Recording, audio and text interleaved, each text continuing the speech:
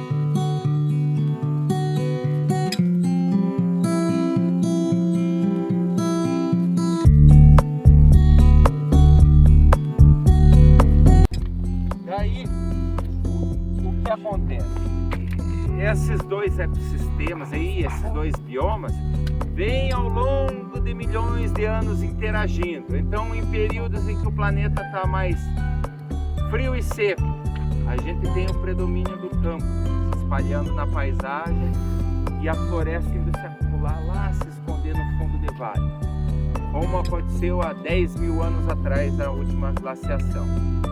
E daí o planeta esquentou, a gente tem a floresta tomando o lugar do campo, o campo indo se esconder para outras áreas. Só que o que acontece? Hoje a gente sofre muito com espécies exóticas aqui. Essa aqui é a braquiária, o capim gordura, essa outra aqui, ó, da folha mais aveludada, da folha mais escura. Vejam como eles tomam conta. São espécies que foram trazidas de fora para servir como pasto. Daí aqui, para conter o avanço dessas espécies, a gente delimitou áreas e a teia faz o manejo com um pouco controlado.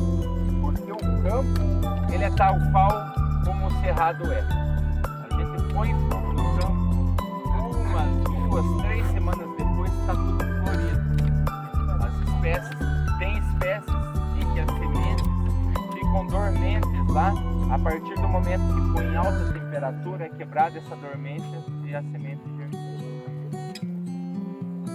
Só que agora, então, a gente tem a competição das espécies exóticas do campo. Tem cada vez menos área de campo. Aqui dentro do parque mesmo a gente tem um exemplo. A gente vai passar por áreas em que foi plantado pinos, foi plantado eucaliptos pelo órgão gestor do parque, que na época era o Instituto Florestal do parque, né?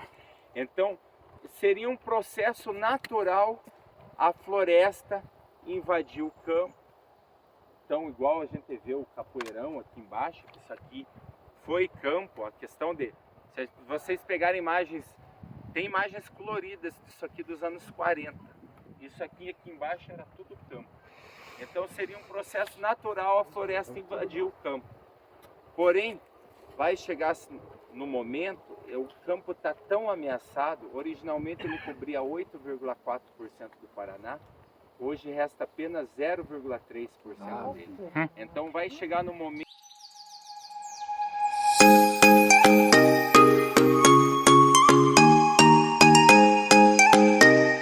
Dois gorilas se beijando lá, né? Esse aqui é o caracol. O gorila se beijando e o caracol. E o gatinho ali. É, aqui na ponta desse bloco tem um gatinho. A gatinha tá É. Não é o guia? E lá no alto tem gente que acha parecido com um rinoceronte ou uma galinha, depende muito como se olha. É. Falando em café da manhã, tem um risoles aqui. Tá com fome. Começando a enxergar comida, né? Aham, começa a ver comida em tudo. Naquele alojamento aquele silêncio total, assim. Dois por aqui. Total, assim, alguma coisa. Eu olhava, não tinha nada. E no buraco do padre tem muito relato também. Isso era antes do homem branco chegar aqui, devia de ter muita, né? Devia ser muito massa. Né? Devia de ter muita coisa.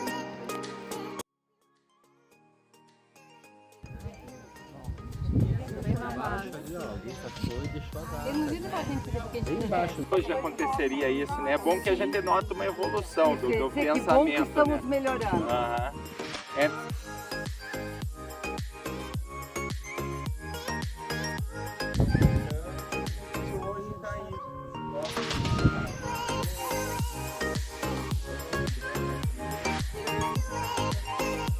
Para vocês, ó, em alguns pontos ele vai ser mais como aqui a gente nota os grãos de areia, né? Aí eles como a gente tocar nele, a gente vai sentir os grãozinhos de areia na mão. Isso aí chega a cair pedaços. Cai. Todo dia a gente faz abertura de trilha, monitoria, né? Então, volta e meia a gente vê bloquinhos, a gente vai passar por um bloco bem maior que do outro lado desmoronou. Em 2011. Tem algum monitoramento para saber se tem algum bloco com algum risco? Por exemplo, o focinho ali do Cid? Ah, ele vai começar a dar sinais antes. Então são bloquinhos menores que vão se desprender, né? Então ele sempre vai começar a dar... Igual foi o caso lá em Minas Gerais do Capitólio, né? Aquilo tem até vídeos antes da tragédia acontecer que o pessoal notou que estavam caindo blocos menores do que aquele que ruiu, mas não se deu a devida importância, né? Então, devido a essa diferença de composição da rocha, a água passou lá em cima, a erosão aconteceu num volume menor. Na parte medial, na parte basal, a erosão acabou se avolumando. E por isso um formato como o da garrafa. Repare ali que tem até a parte do rótulo separado. Atrás dessas palmeiras aqui, existe uma outra espécie de garrafa. Agora, se vocês repararem, entre as duas garrafas, tem algo que lembra o quê? Estão notando aqui que parece muito com a taça? Uhum. Então a gente tem aqui como se fosse um protótipo da taça, né? Onde está a taça hoje existiram garrafas que com o passar do tempo foram sendo erodidas e só permaneceu a taça por ser uma área mais resistente. Tem várias garrafinhas também. Sim, aham. De garrafinha. Uma festa.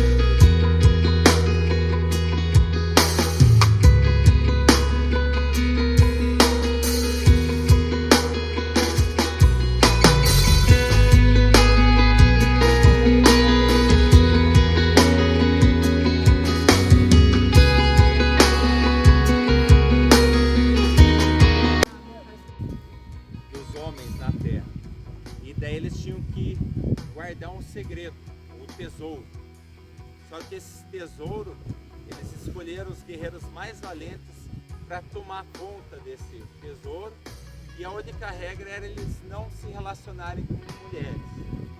E a tribo rival acabou mandando a Índia Araci, aí está, seduzir o indígena do índio do I, que era o barão, o chefe desses guerreiros.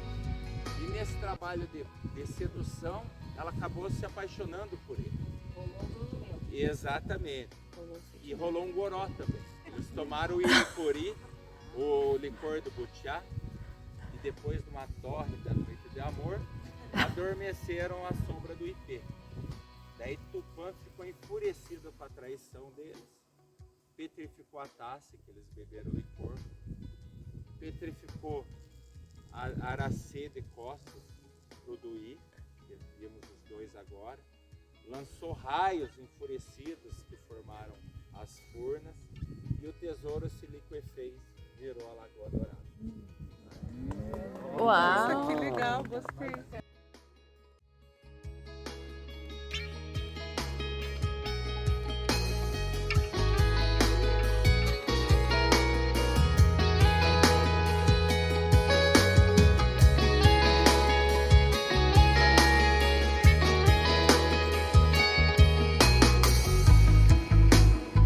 Retorna para o ônibus. Essa é a meia trilha. Então dá 1,1 km, o trajeto de lá onde iniciamos até aqui. Daí a partir da taça a gente continua e faz a...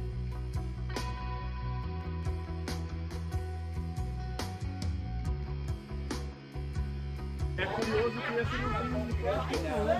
Por que esse daqui não tem placa? Esse aqui tem que ter placa, ó.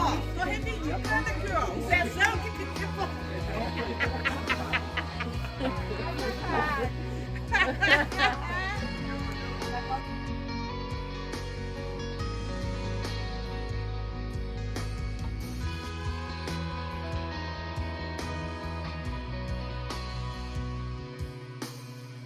Passamos por aqui. Naquela época, quem cuidava disso aqui era o governo. Não tinha esses cuidados, não tinha essa passarela. A primeira coisa que eu fiz, subir ali. Ajudei a depredar como o outro colega também fez. Caiu? Não, é que só que eu recebi um aviso da natureza. Ao subir lá, levei uma picada de um marimbondo na terra. Olha a memória afetiva. Aí, ó. Pronto, tá avisado. Aprendizado. Conseguiu escrever teu nome lá. É, mas na verdade, o trajeto, a trilha era por cima da rocha. A trilha era por aqui, ó. Note Eu nem que me tá lembro bem desse alisado. detalhe, realmente. Esse bloco aqui o pessoal subia bastante, notem as marcas. Existem sulcos lá no pé da taça, que era por onde realmente o pessoal Uma escadinha. subia, né?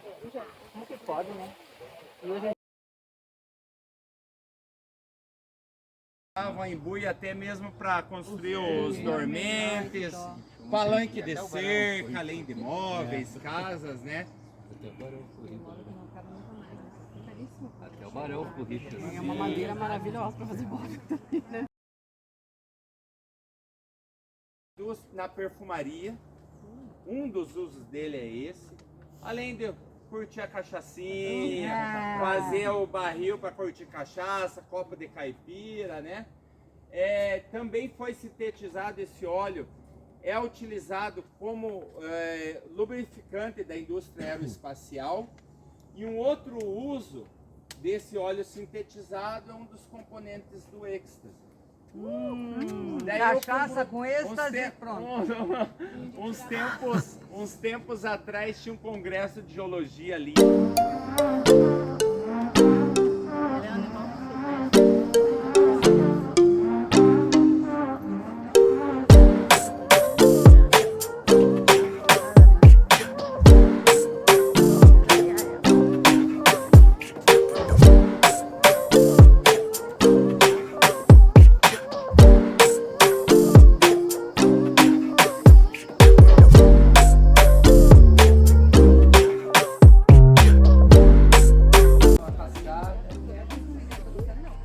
Esse aqui do lado, aqui é um xaxim. O xaxim, ó, onde tem araucária, tinha xaxim. O xaxim foi muito explorado, né? Mas lá pela condição geográfica protegida das espécies.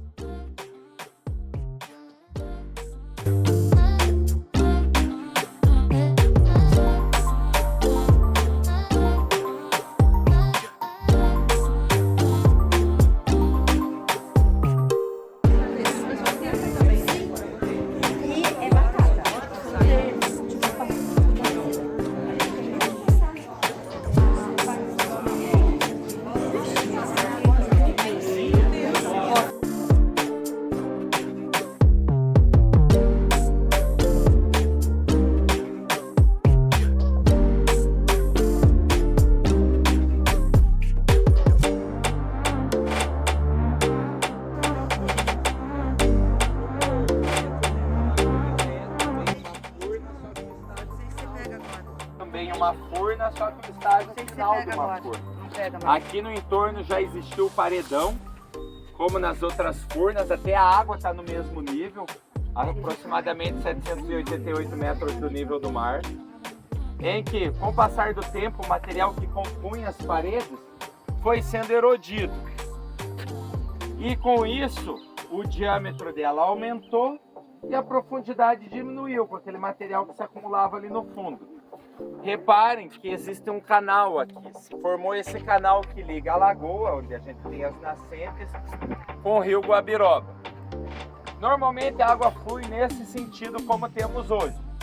Porém, quando temos muita chuva, a água acontece, acaba ocorrendo o fluxo inverso das águas. Vem água do rio para cá e a tendência do nível da água é subir. Em alguns casos, quando chove demais, a água passa do guarda-corpo aqui. A trilha fica toda inundada. Ô, louco! Daí essa trilha, o passeio não é feito, né? A gente até flagra com as câmeras ali os peixinhos na trilha e tal. Eles usufruem. Com o passar do tempo, daí esse material, essa lama, esse lodo, ele decanta e se acumula no fundo da lagoa. Então aqui é proibido para banho. Isso, porque se a gente fosse entrar, a água ficaria turva que levantaria esse sedimento.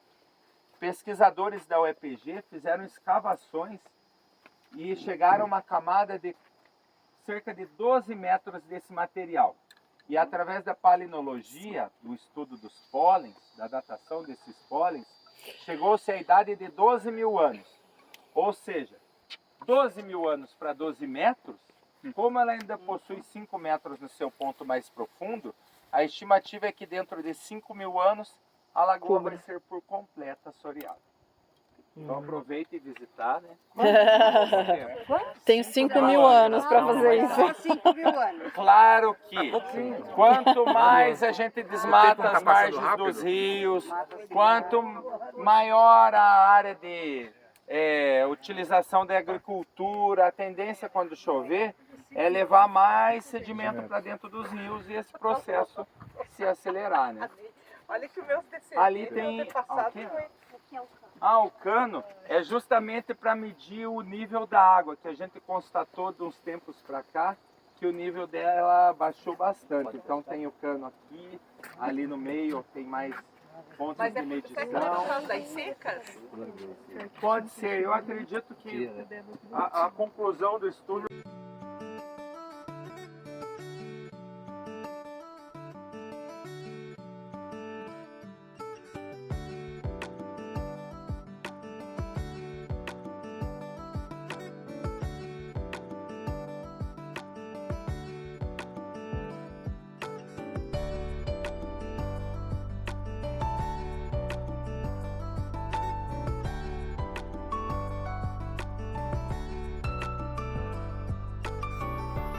Também é um tipo de arenito, porém o arenito furnas.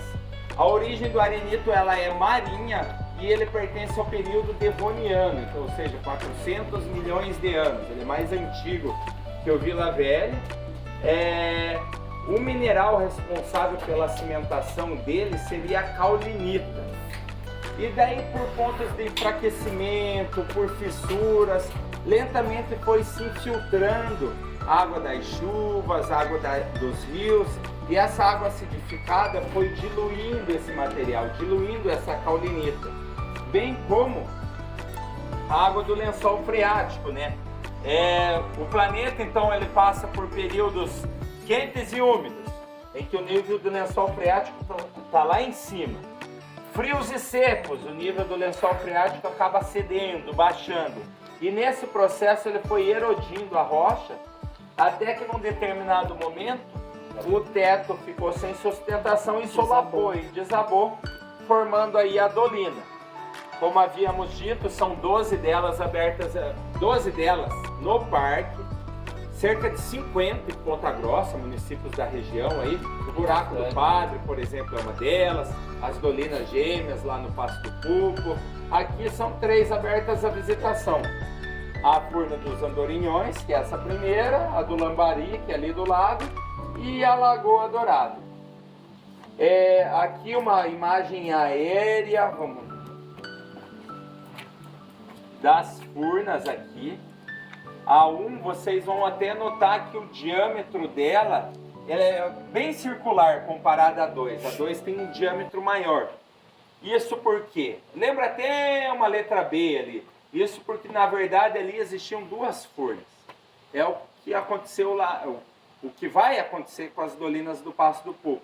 Aquela parede que as separa, a tendência ela desabar também e formar uma única grande furna. O nome disso é ovala, né? O encontro de 2 ou mais dolinas. A 1 é a mais profunda, são 111 metros. 58 metros até lá o nível d'água, onde o pessoal desembarcava bem próximo uma plataforma que tem lá. Eles iam caminhando até a plataforma. Depois, só da parte d'água, são outros 53 metros, totalizando 111. A 2 tem 110. É a parte d'água mais profunda. São 56 de água e 54 de água. E a lagoa, como a gente viu lá, apenas 5 metros a sua parte mais profunda. Dúvidas? No mapa a gente tá.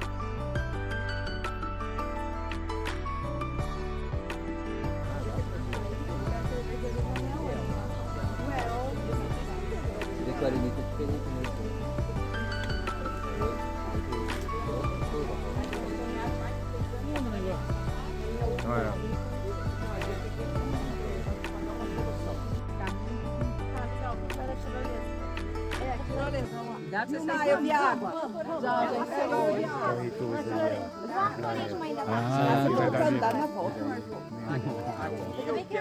Se cada um tiver direito a uma frente tirolesa, pode vir 2 vezes. Vai ficar com a criança aí. Tirolesa passa por aqui. Pelo valor eles não. É o filho do barão.